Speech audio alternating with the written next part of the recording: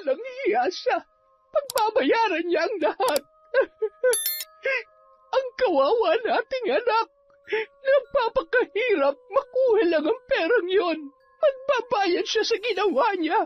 Hindi naman magkakaganito ang anak natin kung hindi niya niloko, Elmo. Pinaghirapan ng anak natin ang perang yon para matupad niya ang kanyang pangarap. Tapos lolokohin lamang niya. Magbabayad siya. Hindi tayo papayag, Belen, na hindi siya may paghiganti. Ang nag-iisa nating anak. Gagawin ko ang lahat. May paramdam ko lang ang ganti ko. Pagsisisihan niyang tayo ang kanyang binangga. Hindi, Elmo. Ako ang gagawa. Kasamaan ang kanilang ginawa. Kasamaan din ang aking igaganti. Ipapalasap ko ang hirap at bagsik ng aking galit. Nagkamali sila ng niloko. Nagkamali sila! Taon 1985, Pangasinan. Dahil sa kahirapan, ang iba ay kumakapit sa patalim, matugunan lamang ang pangangailangan ng kanilang pamilya. Hindi naman kasi lahat ay pinagpala sa buhay. Mayroong iba na pinagkaitan ng kaginhawahan, ngunit patuloy na lumalaban ng patas. Sa kabila ng pagtatrabaho ng maayos, ang iba ay hindi patas lumaban sa buhay, gamit ang panloloko ng kanilang kapwa. Isa si Emma sa naging biktima ng panlolokong yon. Sa taong nabanggit, siya ay 29 pa lamang at hindi na nabigyan ng pagkakataon na makapagtapos sa pag-aaral. Hanggang 2 taon lamang siya ng high school at di na nakapagpatuloy pa. Dahil sa hirap ng buhay, pinili niya magtrabaho ng maaga para makatulong sa kanyang mga magulang. Hindi niya sinisisi ang mga yon. Hindi nila kasalanan na maging mahirap. Kahit halos parang kalabaw na sila kung kumayod, ay talagang mailap sa kanila ang magandang buhay. Hindi rin niya pinagsisisihan na maging magulang ang mga yon dahil para sa kanya, isang magandang regalo ang maging anak nila. Nakatira sila sa liblib na bahagi ng naturang lugar. Hindi ko nasasabihin kung saan yon eksakto, ngunit sa panahon ngayon ay isa na itong maunlad na bayan. Nay, aalis na po ako. Ihatid ko na po kay tatay ang kanyang tanghalian. Didiretso na rin po ako sa trabaho. Sige anak, mag-iingat ka. Ay siya nga pala, ano ang gusto mong ulam mamaya? Ay nako Nay, kahit ano po, sisikapin ko po maaga makalabas mamaya para maabutan ko si tatay at sabay na lang kaming uuwi. Sige anak, mainam pa nga. O siya, umalis ka na, baka mahuli ka sa trabaho mo. Ay, pasensya ka na anak ha. Pasensya ka na sa amin ng tatay mo. Nako, ang nanay ko. Payakap nga. Hindi ako nagsisisi na kayo ang naging magulang ko. Kaya wala kayong dapat ihingi ng tawad. Huwag na kayong malungkot, ha? Aalis na ako, baka mamaya mahimatay na si tatay doon dahil sa gutom. Ay siya, sige anak. Mag-iingat ka. Mahal na mahal ka namin. Inabutan niya si Mang Elmo sa bukid na masayang nakikipag-usap sa kanyang mga kasama. Masayahin ang matanda kaya marami siyang mga kaibigan at kakilala. Iginagalang siya ng kanyang mga kasamahan, pati na rin ang kanyang asawa. Kaya naman masaya siya dahil sa natatamo nilang respeto mula sa iba. Tay, kain na! Ay, salamat, narito na ang aking anak. Makakakain na rin. Oh, ikaw, nagtanghalian ka na ba? Opo, bago po ako umalis. Tay, mamaya aagahan ko ng uwi para makasabay ako sa inyo. Ay, mainam pa nga anak. Lagi na lang nag-aalalang nanay mo sa iyo eh. Ay siya, sige na. Umalis ka na at para hindi ka mahuli. Sige po, Tay. Aalis na po ako. Mamaya na lang po ulit. Tay, iligay mo sa basket ang mga plato ha. Magagalit na naman si nanay kapag kulang yan. Ay, oo anak. Huwag kang mag-alala. Ako na ang bahala. Umalis na si Emma para pumunta sa kanyang trabaho. Habang naglalakad ay nakikita niya ang kanyang mga kaedaran na pumapasok sa paaralan. Mayroon sa puso niyang inggit dahil pangarap niya rin ang makapagtapos. Ngunit tanggap na niya na hindi talaga kaya ng kanyang mga magulang, lalo na't pagsasaka lamang sa ibang tao ang inaasahan ng kanyang ama at paghihilot at paglalabada naman ng kanyang ina. Napangiti na lamang siya habang tinatanaw ang kanyang mga kaedaran na masayang pumapasok. Naisip niya na lamang na baka hindi talaga para sa kanya ang pag-aaral. Habang naglalakad patungo sa kanyang trabaho, nakasalubong niya si Aling Tessie. Napakaganda nito at napakaputi. Sabi ng kanilang mga kapitbahay, nanggaling ito sa Maynila. Noong panahong yun, isa ang Maynila sa pinapangarap ng mga tao na puntahan para makapagtrabaho. At sa baryo nila Aling Tessie, siya pa lamang ang unang nakababa sa Maynila para maghanap buhay.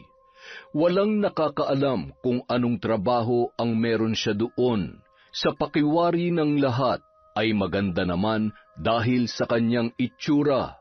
Masaya siyang nakikipag-usap sa mga ginang na naroroon. Kinukwento niya ang itsura ng Maynila at makikita sa muka ng mga kabarangay niya ang paghanga. Ay nako, salamat naman. Talagang nakakaganda sa Maynila at nakakaputi pa. Tingnan mo naman ako, di ba? At isa pa, ang daming pogi doon mula sa ibang bansa. Malulula ka kakatingin sa kanila.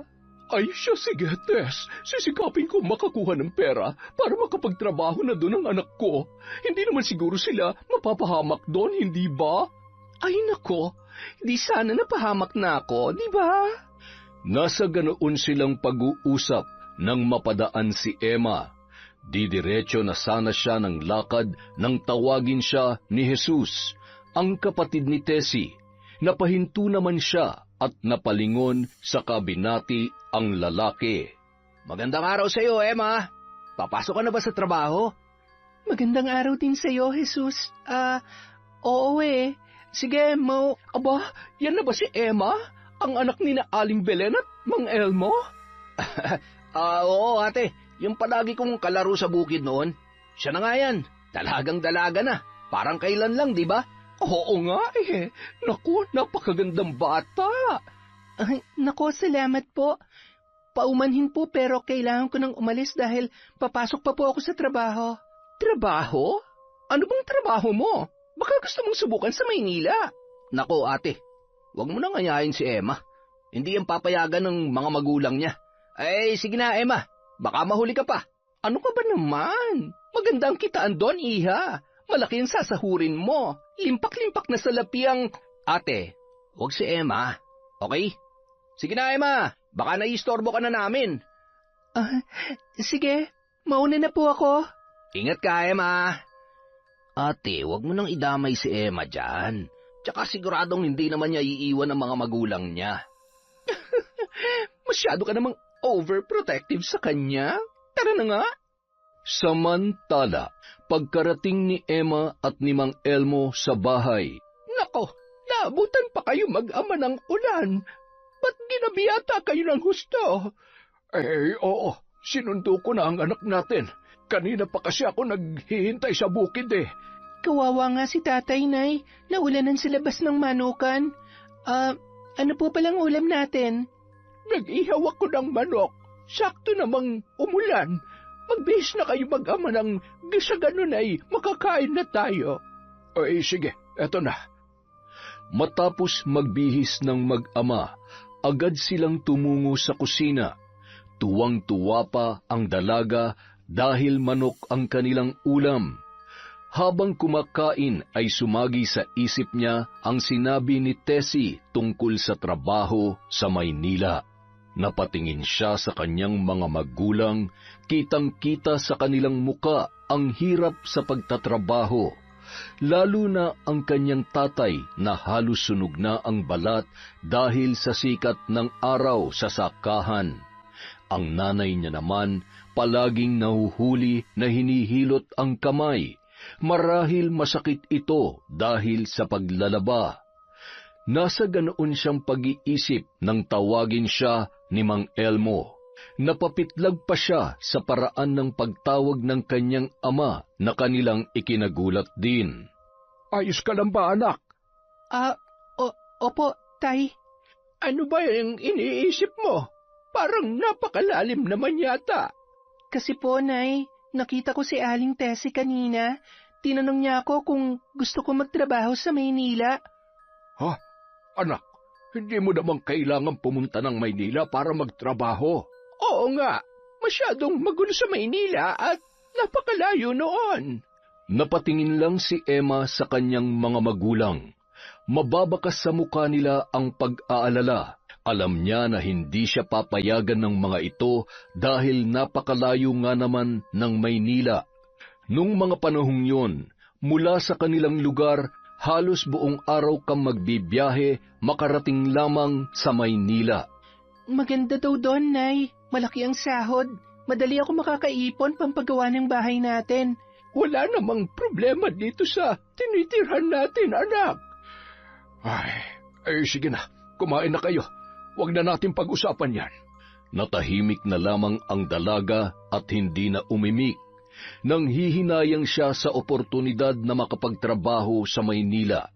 Malaki kasi talaga ang kanyang sasahurin ayon kay Aling Tessie.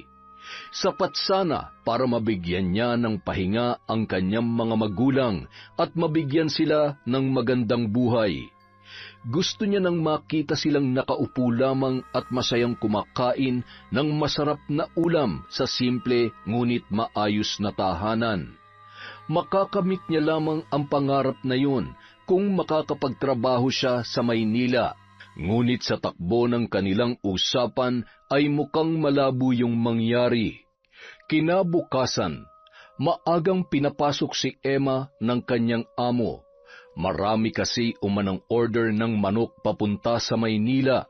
Napaisip pa siya na mayaman siguro ang mga tao doon at bultuhan kung makapamili ng manok mula sa probinsya. Buong araw siyang abala sa pagtatrabaho at hindi niya napansin ang oras. Nauna na rin ang kanyang ama na umuwi sa bahay dahil sinabi niya na baka matagalan siya. Habang pauwi na si Emma ay nakasalubong na naman niya si Tessie. Dala ang kanyang mga pinamili sa bayan. Napatingin pa siya sa suot nitong sapatos. Napakataas ng takong at kahit hirap na ay sinusuot pa rin yon ng ginang. Uy, Emma! Emma! Emma, saglit lang! At kayo pala, Aling Tessie. Bakit po? May kailangan po ba kayo sa akin? Wala naman. Gusto lang kitang kumustahin. Saan ka ba galing, iha? At mukhang pagod na pagod ka yata. Sa trabaho po. Ay, ganun ba? Ano ba yung trabaho mo? Mukhang haggard ka na. Para ka ng 50 anyos. Sa manukan po ni Mang Jose. Ha? Manukan? Bakit po? Masama po ba sa manukan? Hindi po ba marangal na trabaho naman yon? Oo naman. Ikaw talaga. Siyempre marangal yon. Ang ibig ko lang sabihin ay, sa ganda mong yan, sa manukan ka nagtatrabaho? Hindi na paimik ang dalaga. Yun kasi ang unang beses na may nagsabi sa kanya na maganda siya mula sa ibang tao. Para kasi sa kanya, hindi niya nakikita ang sarili na maganda. Kulay kayumanggi ang kanyang balat, mahaba ang buhok at hindi gaanong katangusan ang ilong. Para sa kanya, ang maganda lamang ay ang kanyang mahabang pilik mata. Alam mo, iha, kapag sa Maynila ka nagtrabaho, lalo kang gaganda. Ang totoo niyan, mas maitim pa ako sa'yo noon.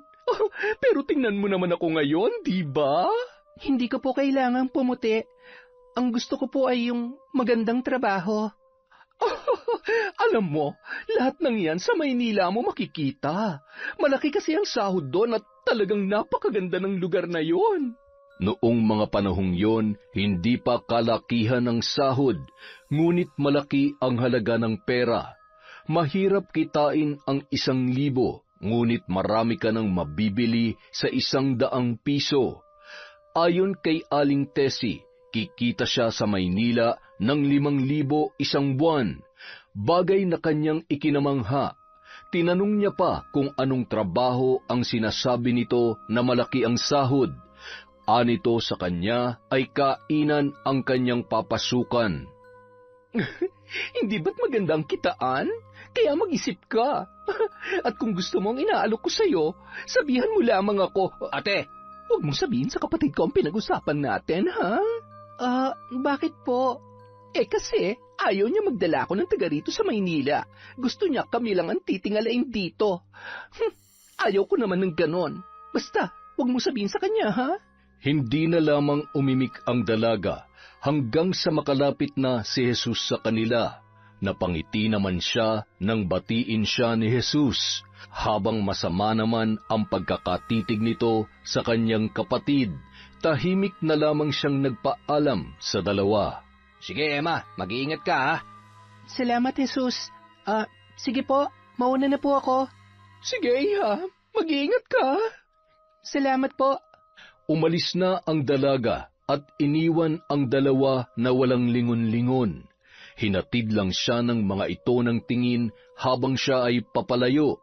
Nang mawala na sa paningin nilang dalawa si Emma, ay agad na hinarap ni Jesus si Tessie. Mabilis itong tumalikod pero tinawag pa rin siya ng kanyang kapatid. Ate, sabi ko naman sa'yo, wag si Emma. Ano bang sinasabi mo? Binati ko lang naman yung kaibigan mo. Bakit? May gusto ka ba sa kanya? Huwag kang malisyosa. Mabait na tao yun. Hindi yung katulad ng ibang babae dito na nakapunta lang ng syudad ay nagbago ng ugali. Si Emma, hindi pa yung nakakaalis dito kahit kailan. Maawa ka naman sa kanya. Kalma. Wala akong sinasabi sa kanya maliban sa binati ko lang siya. Alam mo, ang sama mo talagang mag-isip. Hindi tama yung ganyan. Halika na nga, pumasok na tayo sa loob. Magkapatid tayo pero alam ko yung diskarte mo. Tigilan mo na yung ginagawa mo, ate. Baka makahanap ka ng katapat. Kung ayaw mo mawala sa mundo na maaga, tumigil ka na. Nagbibiro ka ba? Sino naman ang papatay sa akin? Malay mo si Emma, kapag nalaman niya yung kalokohan mo. Si Emma? Papatayin niya ako? Halos hindi nga makabasag pinggan yun eh. Nagpapatawa ka ba? Hindi mo kilalang pamilya nun. Buti pa, mag-iwan ka na lang ng pera sa akin. Itatago ko pambili ng kabao mo, kape at biskwit. Abat? Hoy! Wisit ka talaga! Samantala, buong gabing hindi makatulog si Emma. Pinag-iisipan niya ang sinabi ni Tessie. Gusto niya talagang mabigyan ng magandang buhay ang kanyang mga magulang. Yun kasi talaga ang kanyang pangarap para sa kanila. Buong buhay nila inilaan nila para sa kanya at gusto naman niyang magantihan ang sakripisyo ng kanyang mga magulang. Hindi na malayan ni Emma na paparating ang kanyang ina dahil malalim ang kanyang iniisip. Oh, bakit parang tulala ka riyan? Kayo po pala, Nay. Wala naman po. Pinagmamasdan ko lang ang napakagandang sinag ng buwan. Anak, nanay mo ko. Alam ko kung mayroong bumabagabag sa'yo. Kahit naman sabihin ko, Nay, alam ko namang hindi niyo ako papayagan. Napatingin si Aling Belen sa gawin ng kusina. Naroon kasi si Mang Elmo na nakatitig sa kanila. Napabuntong hininga siyang ibinalik kay Emma ang tingin. Hinagod nito ang buhok ng dalaga. Maya-maya, lumapit na si Mang Elmo sa kanilang dalawa. Anak, kaya ayaw namin pumayag ay dahil ayaw naming mapalayo ka sa amin. Nag-iisa ka lamang naming anak, kaya iniingatan ka namin. Isa pa, masyadong malayo ang Maynila.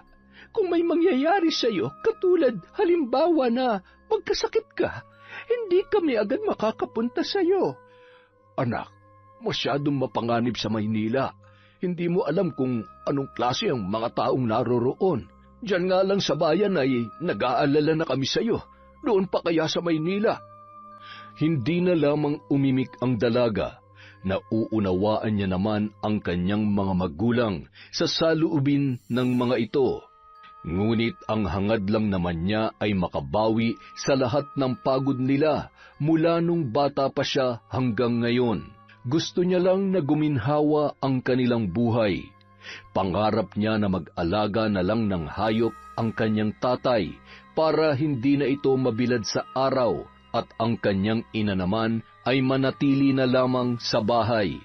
Ito ang kanyang iniisip na gusto niyang makamit. At sa wari niya ay ang Maynila lang ang sagot sa lahat ng kanyang mga pangarap. Kinabukasan, maagang umalis si Emma. Gusto niyang matapos kaagad sa manukan para matulungan niya ang kanyang ina sa paglalaba. Alam kasi niyang iniinda nito ang kanyang masakit na kamay. Naaawa na siya sa kanyang nanay dahil sa kalagayang yun. Habang siya ay naglalakad pa uwi, inaabangan na siya ni Tessie. May kausap yung ibang mga magulang. May iniabot na sobre ang mga yon. Hindi niya alam kung ano ang laman. Napabuntong hininga na lamang siya nang bigla siyang tinawag ng babae. Wala nang nagawa si Emma kundi ang huminto at makipag-usap. Uy, Emma! Ano? Nakapag-isip ka na ba? Kasi sila, tingnan mo, pinayagan na nilang kanilang mga anak. Ay nako, hindi papayagan ng mga magulang niya yang si Emma. Nag-iisang anak yan, kaya mahal na mahal nila. Ganun ba? Sayang naman. Malaki ang kita doon. Makakaipon ka talaga ng husto. Ano po yung sobrang ibinigay nila sa inyo? Ito ang gagamitin ko para sa mga gagastusin nila papunta sa Maynila. Siyempre, pagdating doon, hindi naman kayo agad dadalhin sa mga amo nyo. Tutuloy muna tayo sa isang bahay. Kakain, magpapahinga, at tuturuan ko kayo kung ano mga dapat nyong gawin. Magkano po ang kailangan para po matulungan nyo kaming makapasok sa Maynila? Ay, depende yan sa kaya mong ibigay. Pero 5,000 talaga ang hinihingi ko. Pero isang swelduhan mo lang yon. 5,000? Parang ang laki naman po yata masyado. Ay nako, ito talagang si Emma. Nasabi ko na sa'yo kanina, hindi ba? Tsaka pagdating nyo ron, may trabaho na kayo agad. Kikita na kayo ng malaki na dire-diretso. Alam mo, Iha, marami na akong naipasok ng trabaho sa Maynila. At lahat sila doon, maayos na ang buhay. Sinasala ko ang mga tinutulungan ko. Aba, mahirap na. Baka mapahiya ako, di ba? Oo nga, tama ang sinabi mo. Kasi alam nyo mga day, reputasyon ko din naman na nakasalalay kapag nagloko ang ipinasok ko ng trabaho. Kaya ingat na ingat talaga ako sa pagpili ng mga tutulungan ko. Sige po, aalis na po ako. Samantala, pag-uwi ni Tessie sa kanilang bahay. Sigurado ka ba dyan sa mga pinaggagawa mo, ate? Alam mo, ako ang natatakot para sa'yo eh. Ano ba yung pinasok mong trabaho sa Maynila? Panluloko ng tao. Hoy, ikalma mo nga yung bunganga mo. Nakakalimutan mo na ba na ang trabaho kong bumubuhay sa inyo dito? Huwag mo ko'y damay dyan, may trabaho ko. Malinis ang kinakain ko. Pwede ba? Totoo namang ipinapasok ko sila ng trabaho sa Maynila. Anong trabaho? Maging bayar ang babae sa mga dayuhan? Alam mo, balang araw may paglalagyan ka. Makita mo, kung hindi sa kulungan, baka sa kabaong. Kaya tulad ng sinabi ko, mag-iwang ka na ng pera para sa lamay mo, ate. Buisit ka talaga. Malis ka na nga lang. Walang kwenta yung mga sinasabi mo. Seryoso, ate. Ngayon pa lang, ipagnonobena ko na yung kaluluwa mo nang sumalangit sa dami ng kasalanan mo dito sa mundo. Aba, hindi ka talaga titigil? Hoy, bumalik ka dito nang matuktukan ko yung bungo mo. Nagmamadaling umalis ang binata na tatawa-tawa habang naiwan na inis ang kanyang ate Tessa. Samantala, sa bahay nila Aling Belen ay naghahanda na ang ginang para sa kanilang hapunan. Maaga rin kasing nakauwi si Mang Elmo dahil maaga niyang natapos ang gawain sa sakahan. Abala ang dalawa nang makita nilang malungkot na umaakyat sa kanilang tahanan si Emma. Mababakas sa mukha nito ang napakabigat na emosyon, dahilan para magkatinginan ang mag-asawa. Ay, mukhang malungkot talaga ang anak natin, Elmo. Baka gusto niya talagang pumunta sa Maynila. Ay nako, Yan na nga rin ang iniisip ko, Belen eh. Pero anong gagawin niya doon? Isa pa, ang layo-layo noon dito. Pero Elmo, sa ginagawa natin ay hindi ba't parang hindi natin pinagkakatiwalaan ang ating anak? Hindi na nakaimik ang matandang lalaki. Tahimik silang dalawa hanggang sa makalabas na si Emma sa kanyang silid. Nagtataka pa siya sa katahimikan ng kanyang mga magulang. Naggulat pa ang mga yon nang magsalita siya mula sa kanilang likuran. Ayos lang po ba kayo? May problema po ba? Ay, wala naman anak. May pinag-uusapan lamang kami ng tatay mo. Gutom ka na ba? Opo, kain na po tayo. Anak. Napahinto ang mag-ina nang tawagin siya ni Mang Elmo. Sabay pa silang napaharap sa kanilang butihing haligi ng tahanan. Napabuntong hininga pa ito bago humarap sa kanila at lumapit kay Emma na noon ay nagtataka. Emma, anak, pasensya ka na sa amin ng nanay mo dahil tila hindi kami nagtitiwala sa iyo. Sige, papayagan ka na namin ng nanay mo na pumunta sa Maynila. Pero nanlaki ang mga mata ni Emma na napatingin sa kanyang ina na nakangiti. Napayakap pa siya doon, dala ng sobrang kasiyahan. Pero ipangako mo na mag-iingat ka doon at pag nakaipon ka na ay uuwi ka. Nauunawaan mo ba? Pangako, Tay. Mapaayos lang po natin tong bahay natin. Salamat po, Tay. Nay, salamat din, anak, dahil sa pangarap mo ay kasama kami ng tatay mo. Araw-araw kong ipagdarasal na huwag kang pabayaan ng Panginoon. Nagyakapan ang buong pamilya at masayang nagtungo sa kanilang hapagkainan. Alam ng mag-asawa na nais lang makatulong ni Emma. Kahit hindi naman nila inuobliga ito, ngunit siya na rin ang nagkukusa para tumulong. Napakapalad nila dahil pinagkalooban sila ng anak na napakabait at napakagalang. Ito ang itinuturing nilang pinakamahalagang kayamanan sa kanilang buhay. Kinabukasan, agad na nagbayad si Emma kay Tessa. Ibinilin pa ng babae na huwag maingay kay Jesus na noon ay nasa kabilang bayan upang magtrabaho. Halos kalahating taon niyang inipon ang 5,000 ibinayad niya sa babae. Pikit mata niyang ibinigay yon para sa kanyang pangarap. Dumating na ang araw ng kanyang pag-alis, kasama ni Tessa at ng iba pang kababaihan na inaya nito papunta sa Maynila. Madamdamin ang araw na yon, lalo na sa pamilya ni Mang Elmo sapagkat ito ang unang pagkakataon na mawawalay sa kanila ang kanilang pinakamamahal na anak. Nangako naman ang dalaga sa kanyang mga magulang na mag-iingat sa Maynila at hindi makakalimot na sumulat sa kanila. Nang makarating sa Maynila, nagpalinga-linga si Emma at nagulat siya sa itsura ng lugar. Ibang-iba sa kanyang iniisip. May mga matatayog na gusali at magulong paligid. Hindi katulad sa probinsya na sariwa ang hangin at tahimik. Namuo ang kaba sa kanyang dibdib kung paano niya makakayanang mamuhay sa ganitong komunidad. May pagkakataon pa na nababangga siya ng ibang naglalakad dahilan para siya ay masigawan. Hay naku, huwag kasing tatanga-tanga. Wala na tayo sa bundok. Bilisan ninyo. Huwag kayo humiwalay sa akin kung ayaw ninyo mawala. Dali! Parang nakakatakot naman dito. Tsaka parang sumungit si Aling Tessie. Sa biyahe pa lang, palagi ng galit. Napansin niyo rin ba yun? Mukhang hindi magandang pupuntahan natin. Napatigil ang dalawa nang mapahinto si Tessie at inis na napalingon sa kanila. Bumakas naman ang takot sa mukha ng mga babaeng kasama ni Emma habang siya ay nakatingin lang sa babaeng nagsusungit sa kanilang harapan. Lakasan niyo pa ang boses niyo. Hindi ko naririnig eh. Bilisan niyo dyan at may pupuntahan pa ako. Naglakad pa sila ng may kalayuan hanggang sa narating nila ang sinabi ni Tessie na pagtatrabahuhan umano nila. Kinabahan na si Emma dahil mukhang hindi maganda ang kanilang kinahinatnan, lalo na nang makita niya ang lugar at ang mga nakakatakot na mukha ng mga lalaki. Sila na ba yan? Sige, pasok mo na makapagsimula na sila.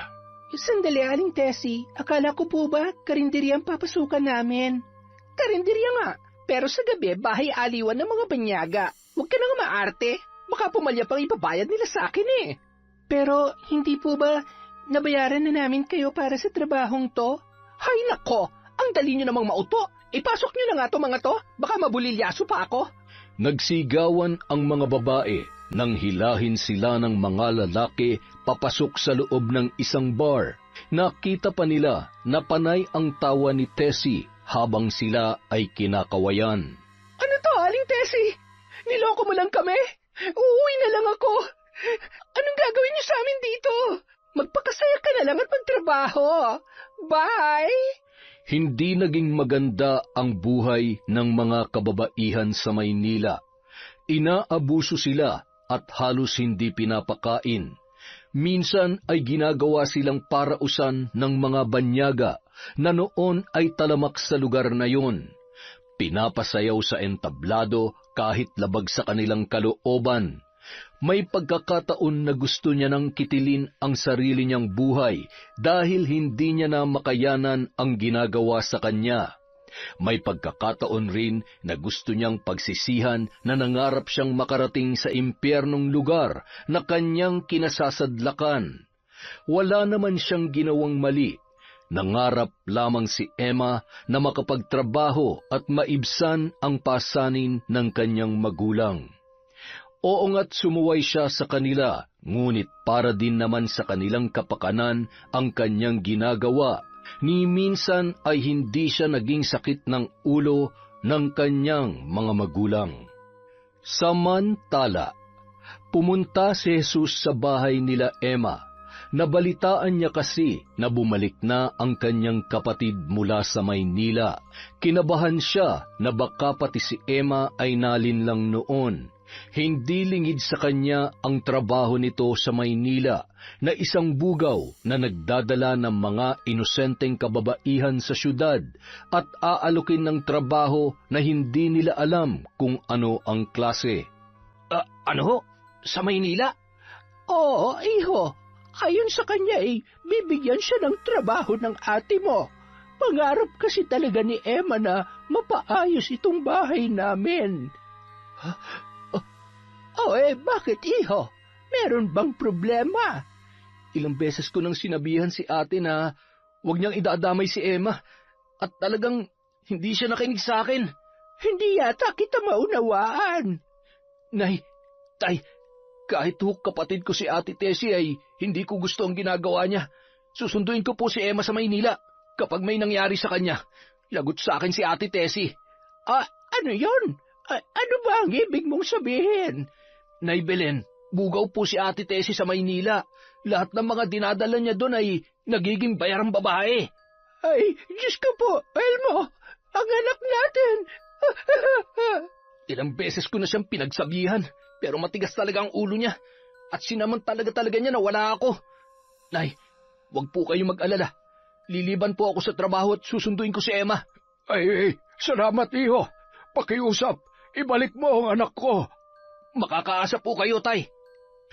Nagtungo si Jesus sa Maynila para sunduin si Emma, at halos manlumo siya sa sinapit ng dalaga. Halos wala na ito sa katinuan at palagi na lamang umiiyak. Marami rin itong pasa sa muka at katawan na larawan ng isang pagmamaltrato. Umusbong ang galit ni Jesus sa kapatid. Ito na yata ang kasalanan na hindi niya mapapatawad. Kinuha niya si Emma at nagbayad pa siya ng 10,000 para lamang matubos ito at ang 2 pang babae na kapitbahay na kasama ni Emma na lumuwas papunta sa Maynila. Bago lumuwas, napagpasyahan ni Jesus na daanan ang kanyang kapatid sa tinutuluyan nito sa tundo. Halos kilala na rin siya ron dahil minsan na siyang nanirahan sa lugar na yon, noong panahon na dito pa sila nagtatrabaho bilang kargador sa pier. Naiwan si Emma at ang dalawa pang babae sa inupahang jeep ni Jesus. Binilinan niya ang dalawa na wag hahayaan si Emma at may susugurin lamang siya. Pagdating niya sa inuupahang bahay ng kanyang kapatid ay kumatok siya kaagad. Naggalit pa ang babae dahil tila na istorbo yon sa kanyang ginagawa. Pagbukas nito ng pinto ay naggulat siya nang makita ang kanyang kapatid. Habang si Jesus naman ay galit na galit ang pagkakatitig dito. Nagulat ka ba, ate? Paano hindi ako magugulat eh? Bigla-bigla ka na lang sumusulpot. Pasok ka muna. Wala lang akong may papamerienda sa'yo, ha? Sabi mo maganda ang buhay mo dito. Bakit kahit merienda hindi mo man lang ako mabigyan? Nasaan na pala yung perang naliko mo sa panloloko? Ano bang panloloko? Ano bang ginagawa mo dito? Nandito ka ba para insultuhin ako? Dahil kung oo, wala akong panahon, Jesus. May lakad ako. Di ba sinabi ko sa iyo na huwag mong idadamay si Emma? Bakit ginawa mo pa rin? Teka nga lang sandali. Unang-una, para lang malaman mo ha, hindi ako ang nagdala sa kanya. Siya ang kusang sumama sa akin. Hindi siya sasama kung hindi mo siya sinilaw sa salitang magandang Maynila at kikita siya ng malaki. Alam mo namang may pangarap ang tao na umangat. Pero anong ginawa mo? Buhay pa siya, nililibing mo na siya sa hukay. Teka nga, bakit magalit na galit ka? Hindi ko kasalanan na ambisyosa siya, no? Alam mo, pwede ba umalis ka na lang? Talagang aalis ako, kasama si Emma. Ha? Ano? Ihanda mong sarili mo, ate, dahil maling tao ang binangga mo. Hindi ka man mamatay sa ginagawa mong panloloko, baka may ibang dahilan na makapatay sa'yo. Mabait ang pamilya ni Emma, pero pagdating sa lugar natin at nakita nilang sitwasyon ni Emma, manawagan ka na sa lahat ng demonyo sa ilalim ng lupa. Walang kapatawaran tong ginawa mo.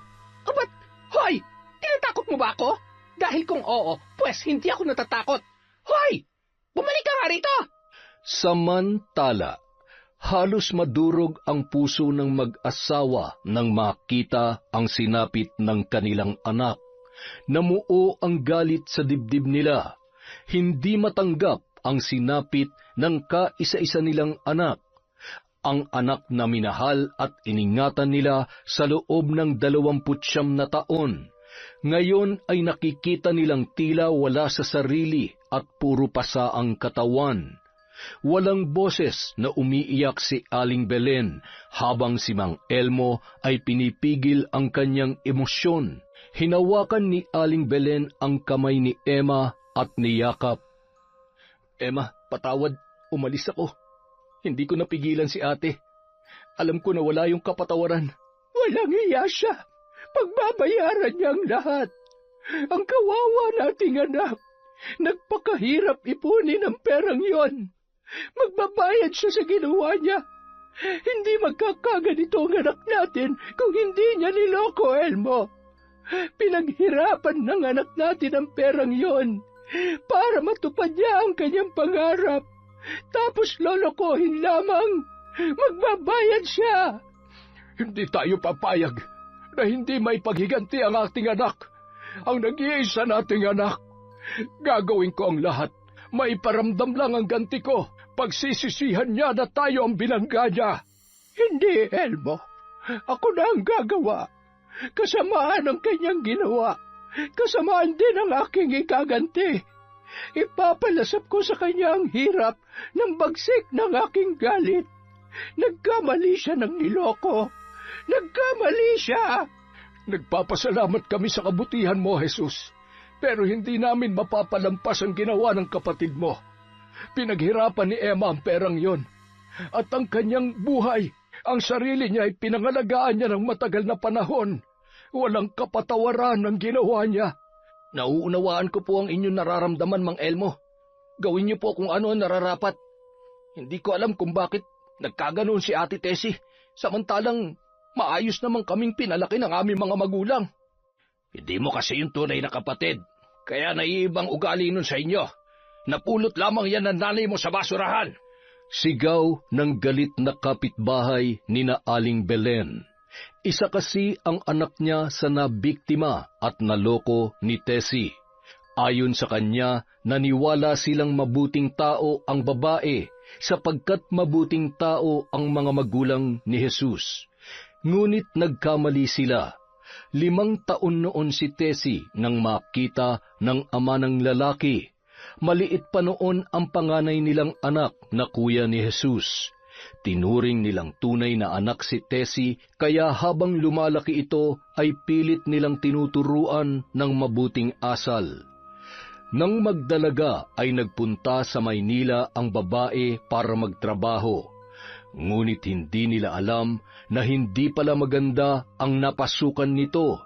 Nambubugaw ng mga kababaihan na nangangarap lamang na sana ay makatulong sa kanilang mga magulang. Sinasamantala ni Tessie ang kanilang kahirapan at sinisira ang kanilang mga pangarap. Hindi po makatarungan ang ginawa niya. Wala po akong magagawa kung gusto niyo siyang gantihan.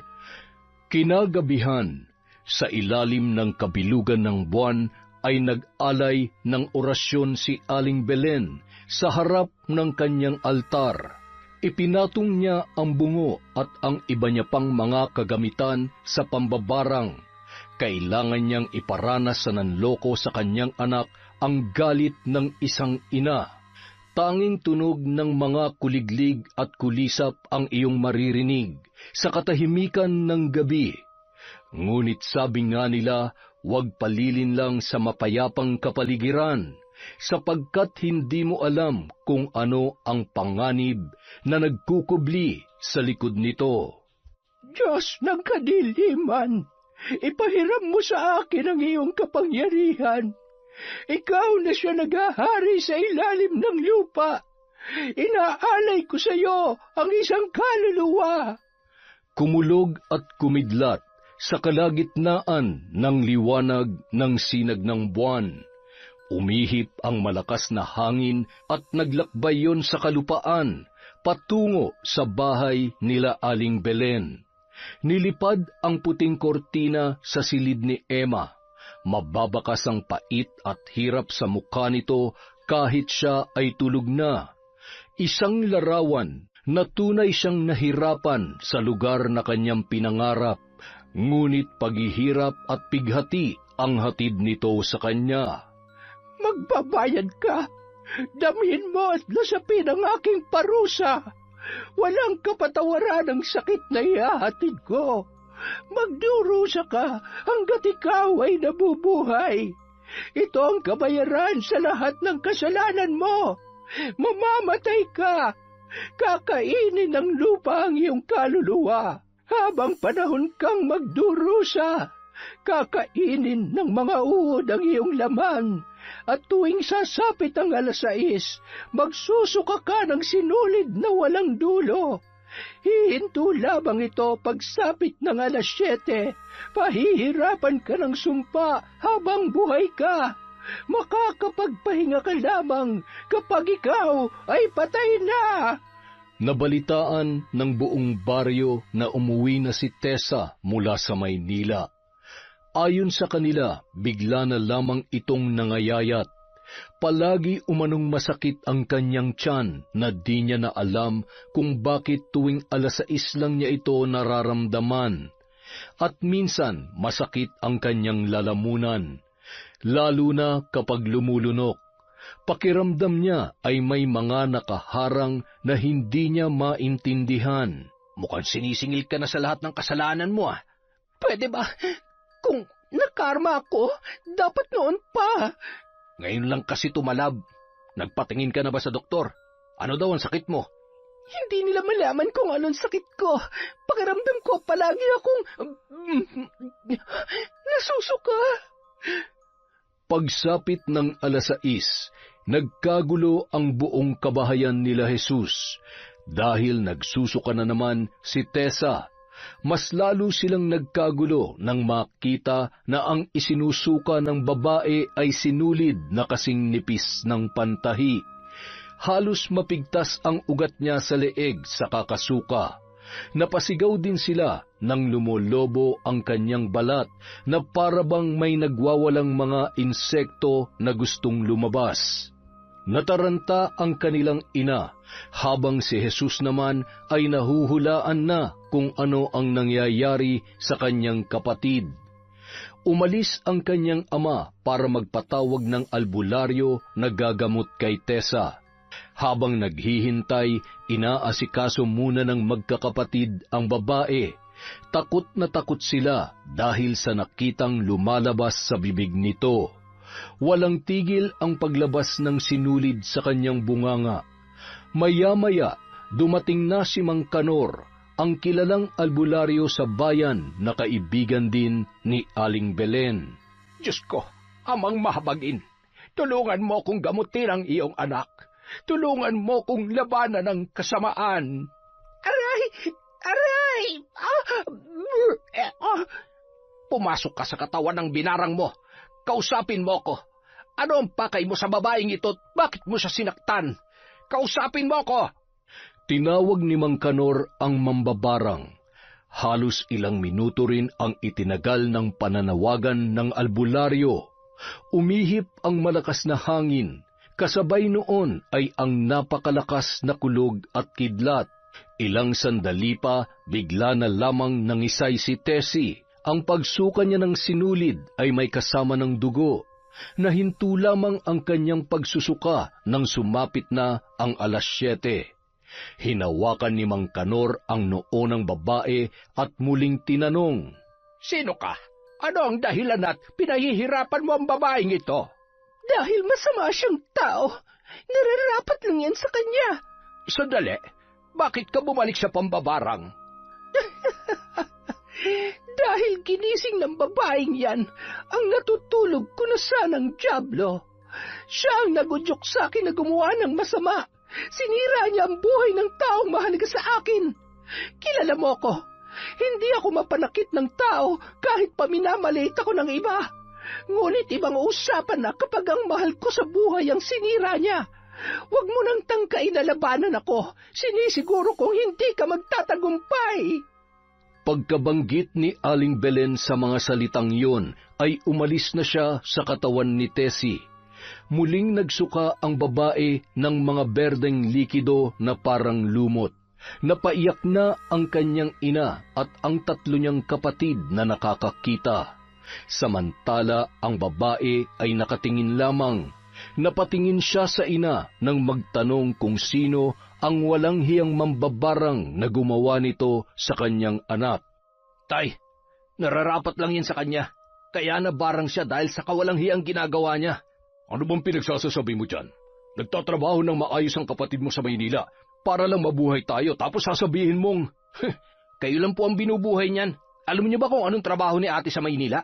Ha? Bugaw! Napatakip ng bibig ang kanyang ina at mga kapatid. Hindi nila alam kung ano ang trabaho ni Tessa dahil ang sinasabi sa kanila ay isa siyang manager sa napakasikat na kumpanya sa Maynila. Ito rin ang dahilan kung bakit umuwi si Jesus, dahil hindi niya na makayanan ang ginagawa ng kanyang kapatid. Nagulat kayo, no? Yang kinakain at pinamimili niyo ng mga gamit at luho niyo nagmula sa masama. Muntik na nga akong binugaw niyan sa matrona eh. Yan ang dahilan kung bakit umuwi ako. Pati nga si Esme, pinag-iisipan na rin yan eh. Siyempre mga kapatid ko yan. Papayag ba ako na babuyin na lang sila ng kung sino-sino? Kung makikita niyo lang ang itsura ng anak na babae nang nambarang sa kanya, siguradong hindi rin kayo makakapaniwala. Hindi na nakaimik ang kanilang mga magulang. Maging ang kapatid nitong si Esme ay napatakip na rin ng bibig. Aniya, balak pa naman sana niyang sumunod sa kanyang ate pagkatapos niyang mag-aral dahil ayon dito maganda ang kitaan sa Maynila. Hinahangaan niya ang ate Tessie niya dahil nagbago ang itsura nito nang makapagtrabaho sa syudad. Isa pa, marami itong pera kapag umuuwi sa kanilang bahay. Ay, mabait ang mga taong yon. Kilala ko sila dahil mga kaibigan ko sila. Nag-iisang anak lamang ang babaeng yon at mahal na mahal nila. Kaya nauunawaan ko ang kanilang galit. Kayo man, kung may mangyari sa anak ninyo, ganoon din ang inyong mararamdaman. Gayunpaman, gagawin ko ang lahat ng aking makakaya. Kung ako sa iyo, humingi ka na lang ng tawad, ate. Yun ay kung mapapatawad ka pa nila. Sa tingin ko'y walang kagalingan ng itinanim nilang barang sa katawan ng kapatid mo. Maiibsan ko ang sakit, ngunit babalik at babalik din ito sa kanyang katawan. Matindi ang galit ng mambabarang. Hayop sila. Magbabayad ako ng malaking halaga sa sino mang makakapatay sa kanila.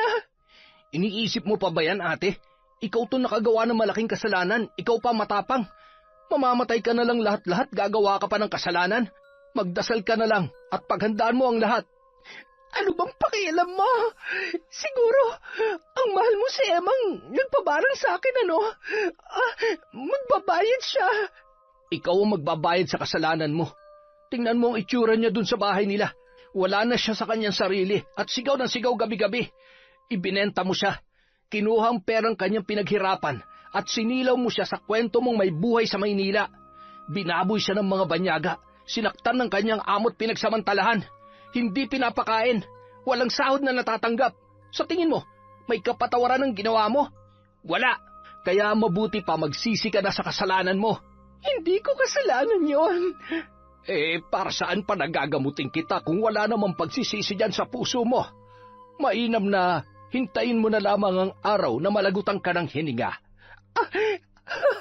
Ang sabihin nyo, hindi talaga kayo marunong manggamot. Yan ang dahilan kung bakit hindi mo ako kayang pagalingin. Ay, tatapatin na kita, iha. Ang pambabarang ay kasamaan, ngunit wala itong kakayahan sa pusong mabuti. Kaya ka natatalo dahil masama ang ugali mo. Inaalay niya na ang kaluluwa mo sa dyablo. Ay, paumanhin. Mukhang walang balak na gumaling ang kapatid ninyo. Isa pa, baka hindi na nga yan gagaling.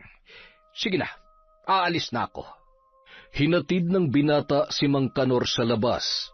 Humingi din siya ng paumanhin sa matanda. Tinanong pa niya kung may pag-asa pa bang gumaling ang kanyang kapatid. Walang ibang naisagot ang albularyo kundi malalim na buntong hininga. Sa totoo lamang, iho, hindi papayag ang mambabarang na mabuhay ang kapatid mo. Matindi ang galit niya. At gaya nga ng sabi mo kanina, alam mo na ang dahilan kung bakit. Naiintindihan ko po, Mang Kanor. Mas mabuti po siguro na tanggapin na lamang namin. Kapag handa na siya magpagamot, ipatawag niyo na lamang ako. Kahit huli na o wala ng pag-asa, ay gagawin natin ang makakaya natin. Maraming salamat po, Mang Kanor. Nagpatuloy sa pag-usad ang mga araw, ngunit lumalala ang karamdaman ng babae na ipinag-aalala ng kanyang ina. Tumakbo na lamang sila papasok sa silid nang marinig si Tessie na sumisigaw. Pagpasok sa loob ay napasigaw din ang kanyang ina sa nakitang mga uod na nagkalat sa kumot ng babae. Esme, puntahan mo si Mang Kanor, dali! Utos niya sa kanyang kapatid na dali-dali namang umalis para sunduin ang albularyo. Nahabag na si Jesus sa kanyang kapatid dahil nangangayayat na ito at halos wala ng laman. Patuloy pa rin sa pagsuka ng kulay berde na may kasamang uod. Dagdagan pa ng sinulid at lumulubog na balat na akala mo'y natapunan ng kumukulong mantika, na kapag pumuputok ay umaalingasaw ang napakalansang amoy. Samantala, sa bahay naman ni Mang Elmo at Aling Belen ay tawa ng tawa ang matanda sa tapat ng kanyang altar. Nakabuhaghag ang buhok na halos kulay puti na, ang kanyang mga mata ay kulay abo at nangingitim ang kanyang ngipin. Kapag nagsasagawa ng orasyon ang matanda ay nagbabago ang kanyang muka na animoy refleksyon ng kanyang masamang gawain. Ito na ang katapusan ng aking paghihiganti, Elmo. Magkakaroon na rin ng hustisya ang ginawa niya sa aking anak. Kukunin na ng hari ng kadiliman ng kanyang kaluluwa. Belen, asawa ko, Sa tingin ko, kailangan na nating itigil ito. Baka hindi ito ang gusto ni Emma na mangyari. Naaawa ka sa kanya? Nauunawaan ko na isa kang mabuting tao, Elmo. Ngunit sana'y maintindihan mo rin ang nararamdaman ko bilang ina. Tingnan mo ang ating anak. Ano sa tingin mo? Naawa ba ang mga taong gumawa niyan sa kanya? Naawa ba sila habang nagmamakaawa siya? Bilang isang ina, gagawin ko ang lahat para sa ating anak dahil siya ay aking dugo at laman. Nauunawaan naman kita, asawa ko, pero ayaw ko na makagawa ka ng kasamaan dahil sa kawalang hiyaan ng iba. Natatakot ako para sa iyo. Mauunawaan naman ako ng Diyos. Hindi ko ito ginagawa para sa pera. Ginagawa ko ito para sa ating anak. Nahinto ang kanilang pag-uusap nang mayroong kumatok sa pintuan. Nagkatinginan pa si Aling Belen at si Mang Elmo. Tumayo ang haligi ng tahanan para tingnan kung sino ang hindi inaasahang bisita. Maya-maya, bumalik siya't sinabi sa asawa na si Mang Kanor ang kanilang panauhin.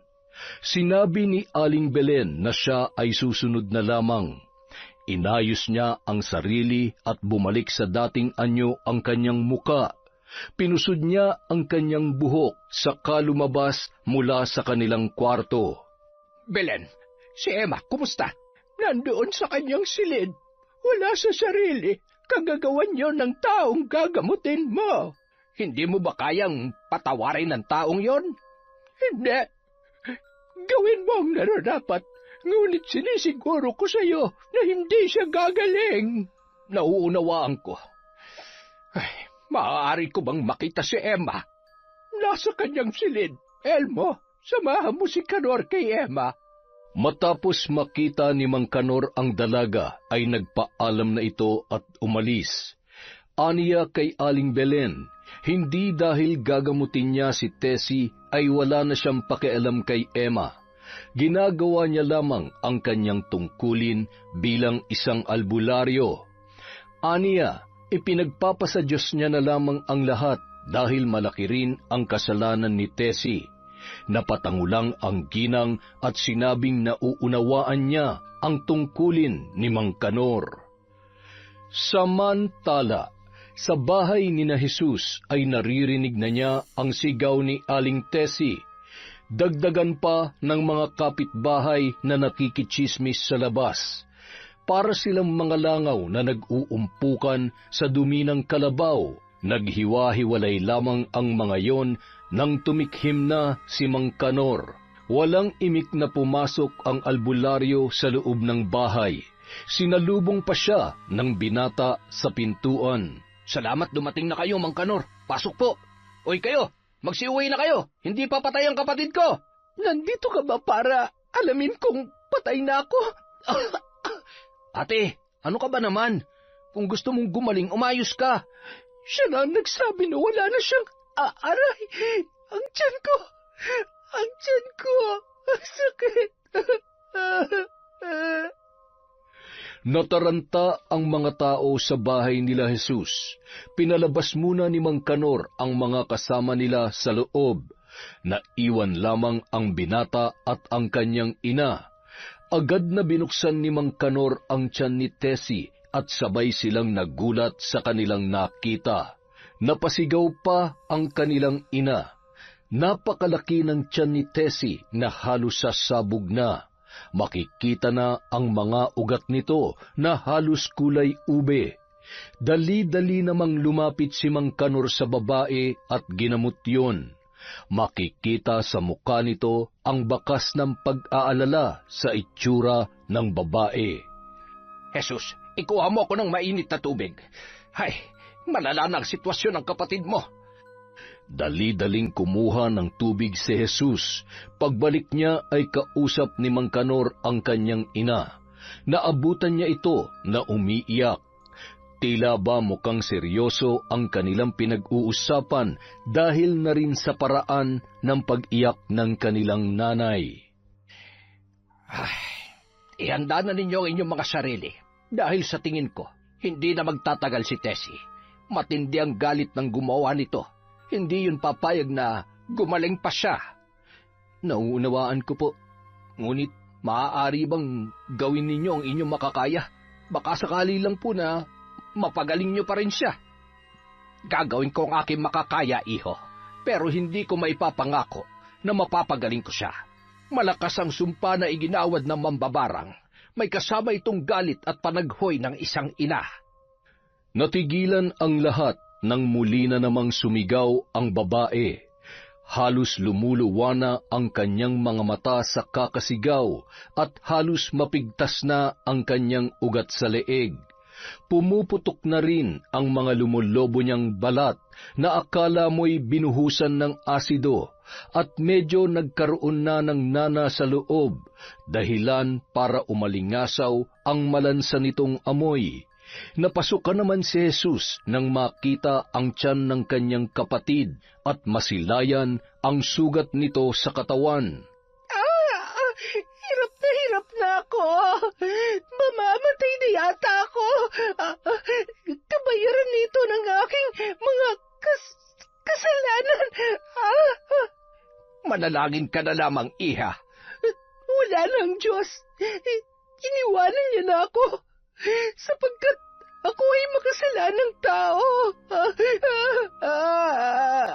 Samantala, sa bahay naman ni na Aling Belen ay maririnig mo ang tawa na puno ng tagumpay, habang niyayakap niya ang sarili sa kanyang silid na binibigyang liwanag ng buwan ang madilim na gabi.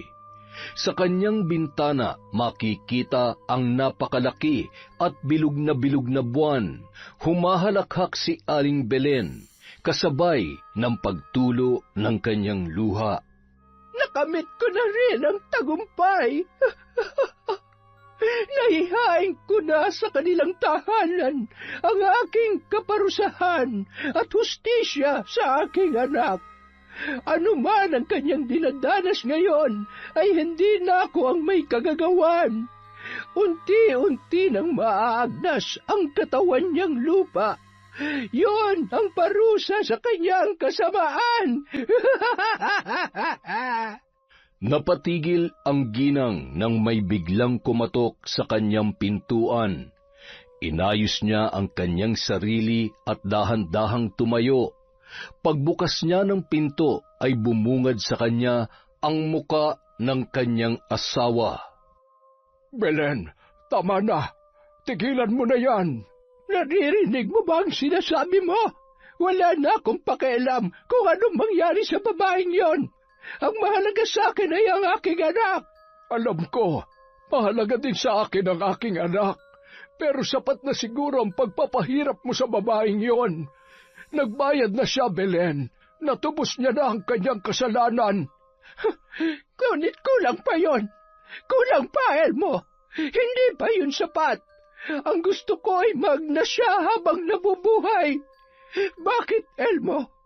Nung binababoy ba ng mga hayop na banyaga ang anak ko, naawa ba siya? Hanggang kamatayan, babaunin niya ang sakit at bagsik ng aking galit. Hanggang kamatayan.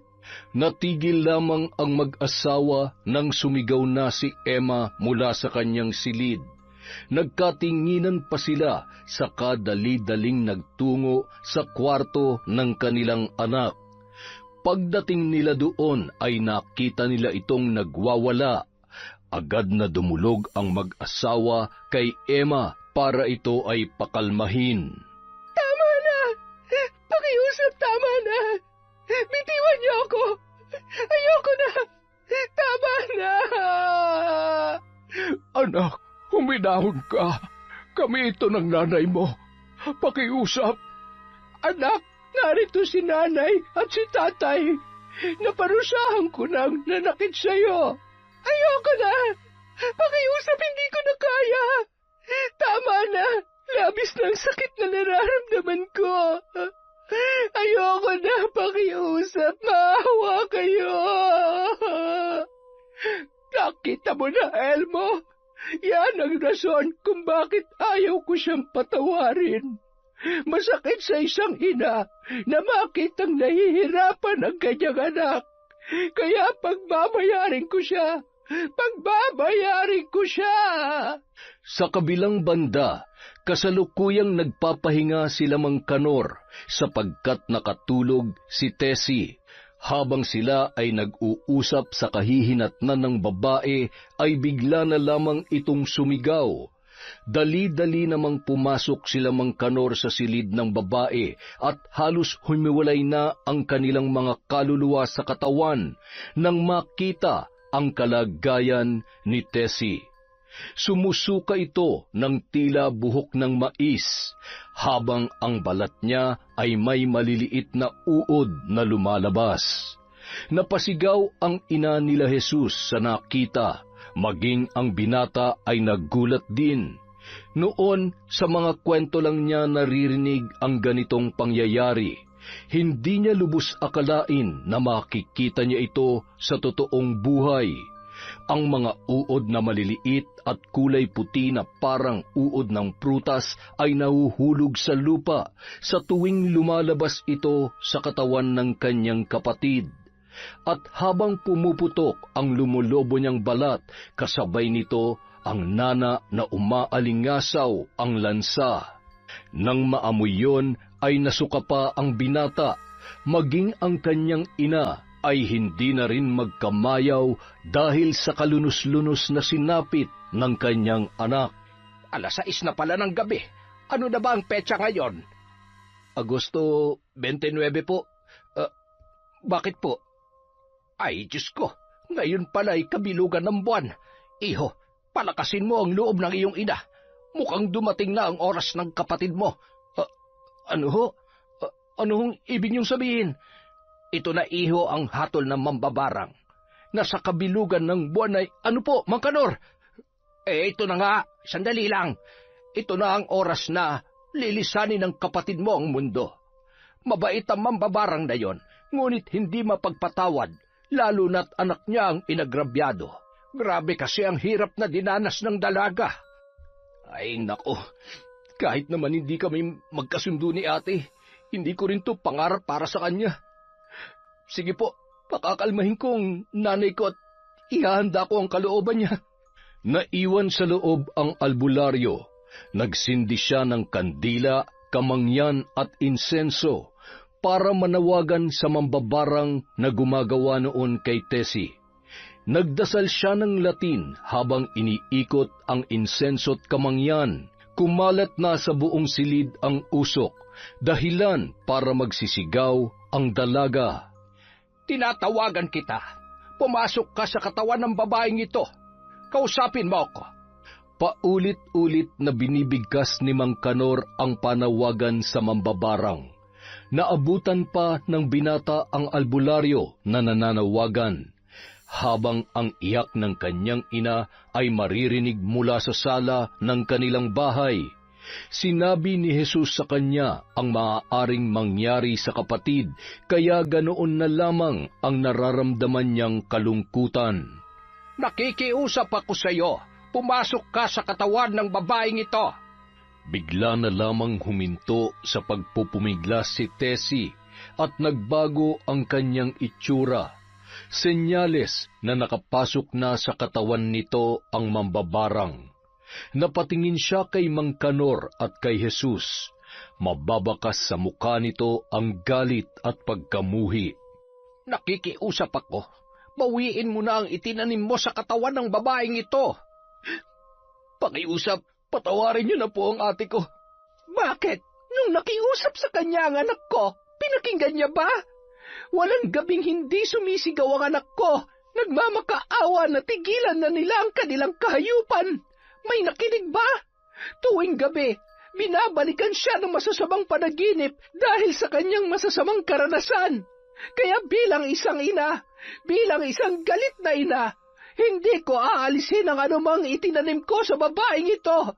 babaunin niya lahat ng paghihirap niyang ito hanggang sa kanyang hukay. Alam kong hindi ka masamang tao at ina. Hanapin mo sa puso mo ang pagpapatawad at hayaan na lamang ang Diyos na humusga. Ngunit alam mong hindi ako mapagpatawad na tao pagdating sa anak at asawa ko. Kung sarili ko lang ay baka mapatawad ko pa siya, pero hindi pagdating sa anak ko. Walang kapatawaran ang ginawa niya. Kanor, huling panawagan mo na ito. Hinding-hindi na ako tutugon pa. Patawarin nawa ako ng Diyos, ngunit hindi ko siya mapapatawad.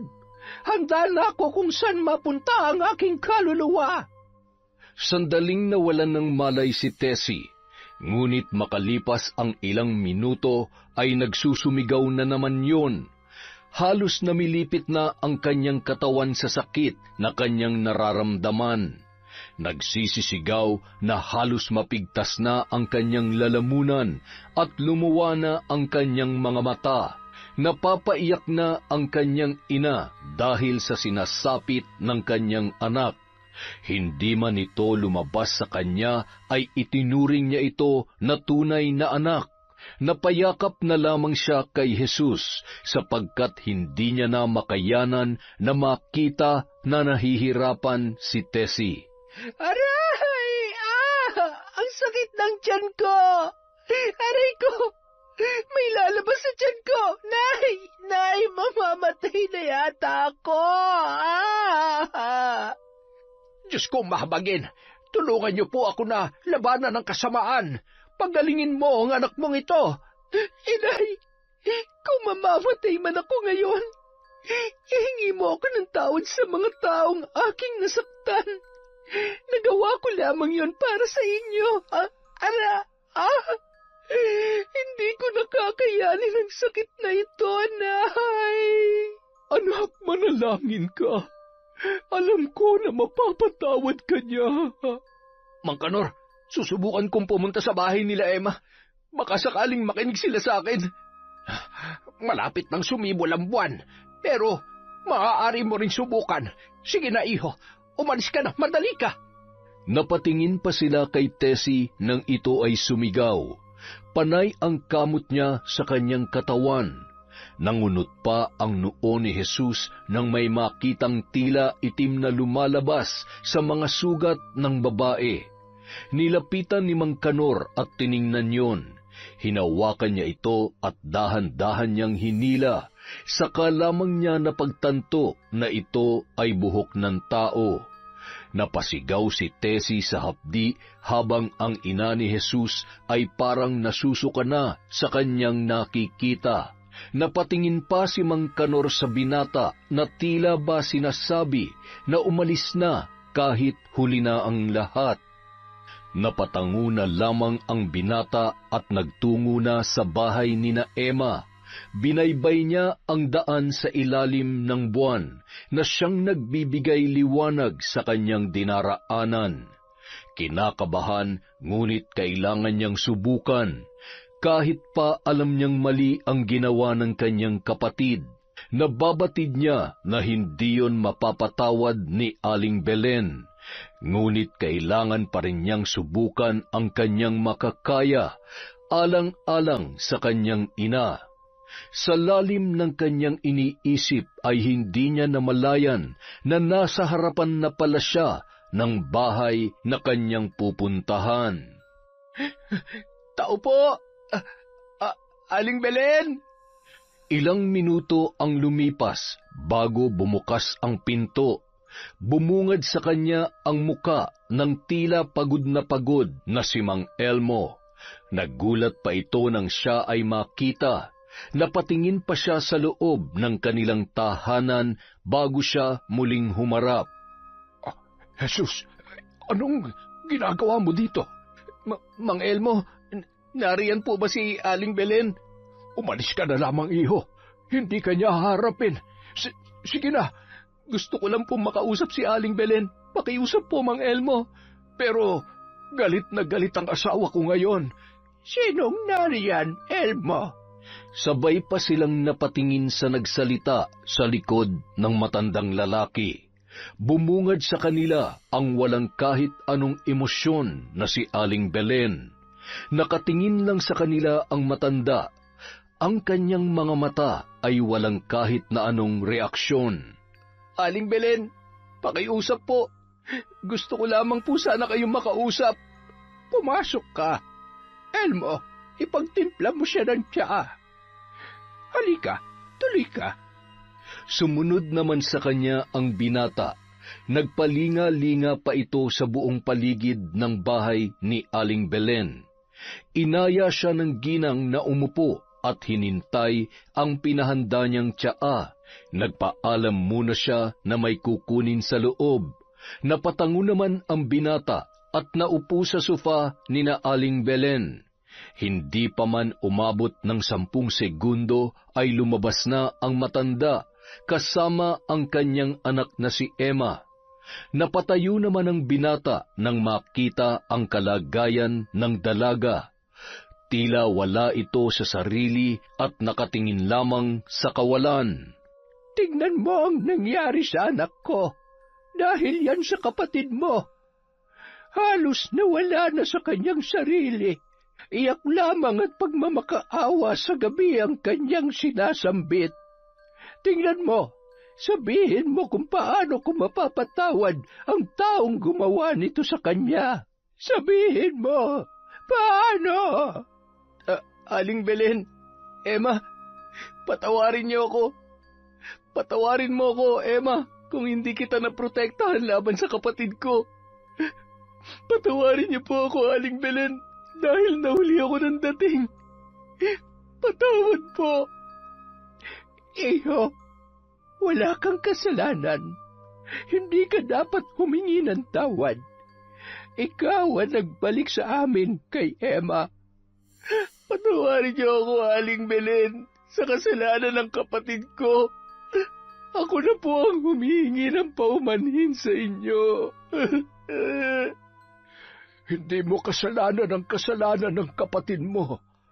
Kaya tayo may kanya-kanyang buhay dahil may kanya-kanya tayong tadhana at kapalaran. Tayo rin na nagdedesisyon para sa ating sarili. Tama na. Hindi ko na kaya. Pakiusap, hindi ko na kaya. Gusto ko nang mamatay. Nakita mo ba kung anong hirap ang dinanas ng anak ko sa kamay nila? Pinaboy nila ako. Pinahirapan. Pinagsamantalahan. Inalisan nila ako ng dangal at respeto. Napatingin na lamang ang lahat kay Emma nang siya ay magsalita. Nakatitig ang dalaga kay Jesus habang lamlam ang mga mata. Ito rin ang unang pagkakataon na nagsalita ito tungkol sa pagpapahirap sa kanya. Sa impyernong lugar na yon, napakaraming demonyo. Binaboy nila akong lahat. Akala ko magandang buhay ang sasapitin ko doon, ngunit isa palang bangungot. Nang makaawa ako sa kapatid mo, sabi ko, Aling Tessie, parang awa mo na po. Ialis niyo na po ako dito. Hindi ko na po kaya. Pakiusap po. Pero hindi siya nakinig. Tumawa lamang siya na parang demonyo. Habang nakatingin sa akin bitbit ang pera na binayad sa kanya. Bayad yun sa katawan ko para babuyan nila ako. Ang sama niya. Wala siyang kasing sama. Dapat lamang siyang mamatay. Nakita mo na, Jesus. Sabihin mo sa akin, paano ko ibibigay ang kapatawaran sa taong naging dahilan para malapastangan ang aking anak?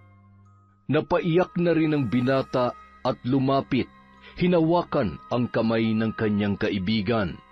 Panay pa rin ang hikbi ng dalaga habang sinasambit ang salitang tama na at ayoko na. Aling Belen, ibigay niyo ang hustisya na nararapat para kay Emma. Emma, magpagaling ka.